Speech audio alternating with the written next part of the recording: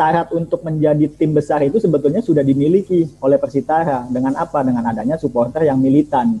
Nah, kita tahu bahwa supporter NJ Mania ini sangat militan.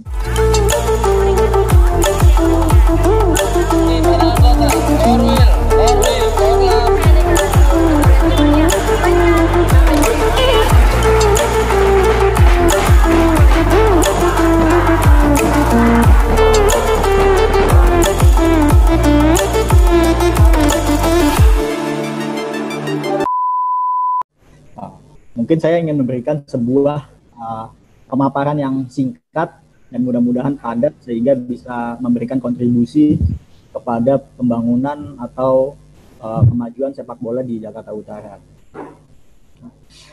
Jadi kalau kita melihat kondisi sepak bola di Jakarta Utara ini mirip dengan geografis kota-kota besar yang sepak bolanya itu sudah sangat maju.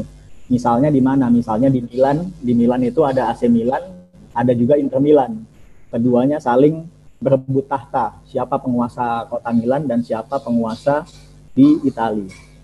Ada juga di Manchester, ada Manchester United dan juga ada Manchester City. Nah, ini keduanya saling bersaing ketat. Kalau dulu periode 80-90 itu Manchester United sangat powerful. Lalu kemudian Manchester City baru mulai membalap ketertinggalan di era dekade 2000-an setelah ada investor dari Saudi masuk. Tapi yang menariknya dari struktur geografis supporternya bahwa ternyata pendukung Manchester United itu sebetulnya adalah kaum pinggiran yang stadionnya aja tuh mereka tuh nyewa sama Manchester City. Tapi secara prestasi ternyata MU lebih unggul. Baru kemudian Manchester City menyalip di dekade 2000-an ini. Nah, Manchester City itu supporternya itu ya sebetulnya orang perkotaan di tengah kota. Sementara Manchester United itu adalah klasi-klasi pelaut-pelaut yang tinggalnya di pelabuhan. Jadi ada sedikit kesamaan antara supporter Manchester City dengan NJ Mania. Cuma bedanya warnanya yang satu warna merah, NJ Mania warna biru.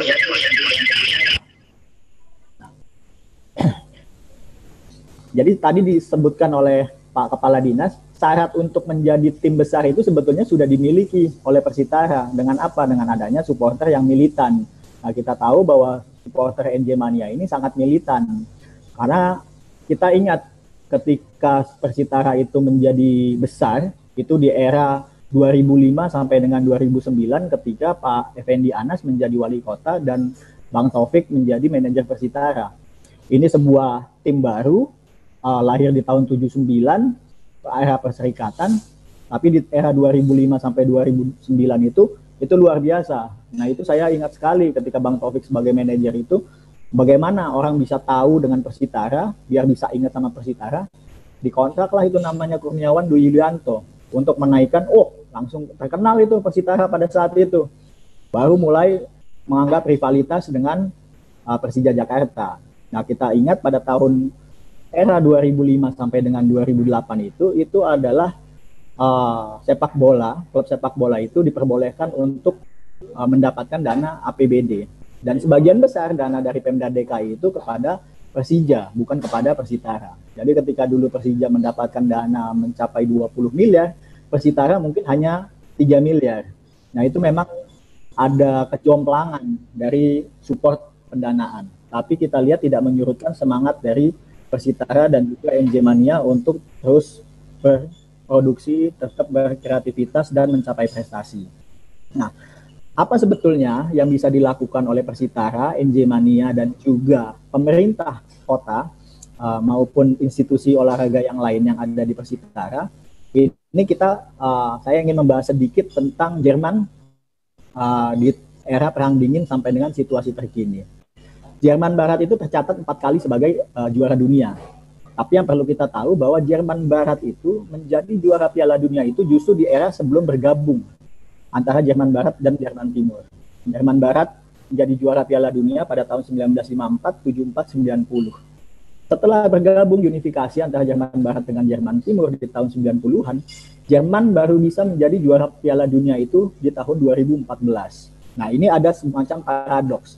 Kenapa dulu sebelum bersatu lebih gampang menjadi juara Piala Dunia, tapi setelah bersatu kok malah nggak bisa jadi juara Piala Dunia? Jerman membutuhkan waktu 14 tahun. Dan disitulah terjadi sebuah manifestasi sepak bola Jerman yang diinisiasi oleh pemerintah Jerman.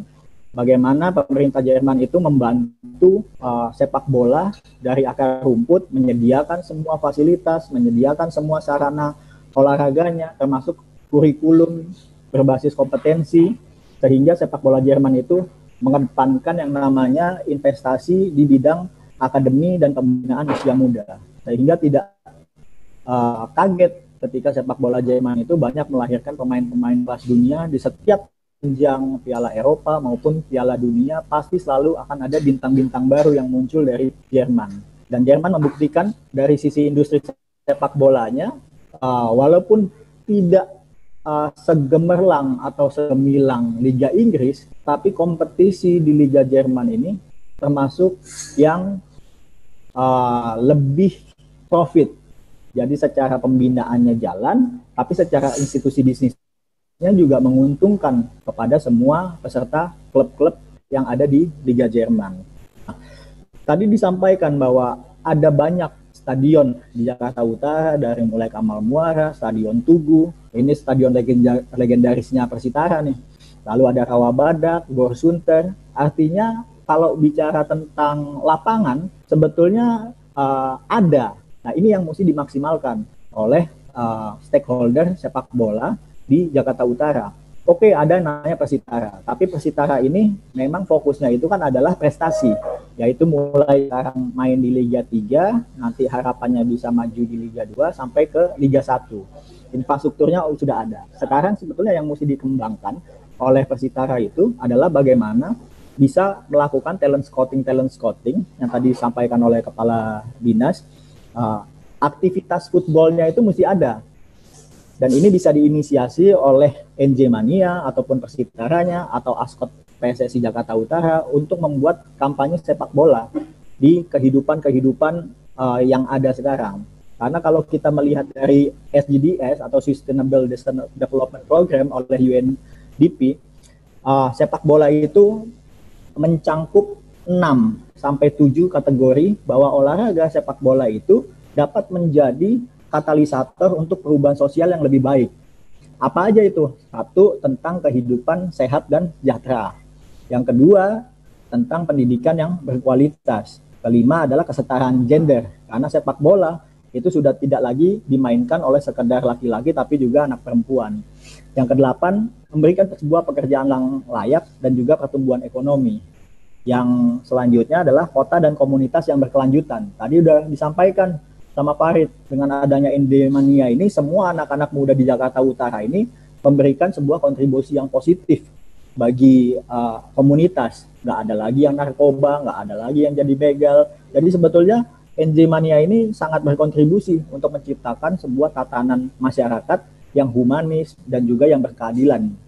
Yang selanjutnya adalah perdamaian, keadilan, dan kelembagaan yang tangguh. Ini bagaimana Endemania ini bisa memberikan sebuah persamaan, kedudukan, bahwa yang label kota Bronx di Jakarta Utara ini ternyata bisa memberikan sebuah harapan bagi anak-anak Jakarta Utara. Mungkin itu dulu sebagai awal diskusi, nanti bisa dilanjutkan. Terima kasih atas waktu dan kesempatannya. Wassalamualaikum warahmatullahi wabarakatuh.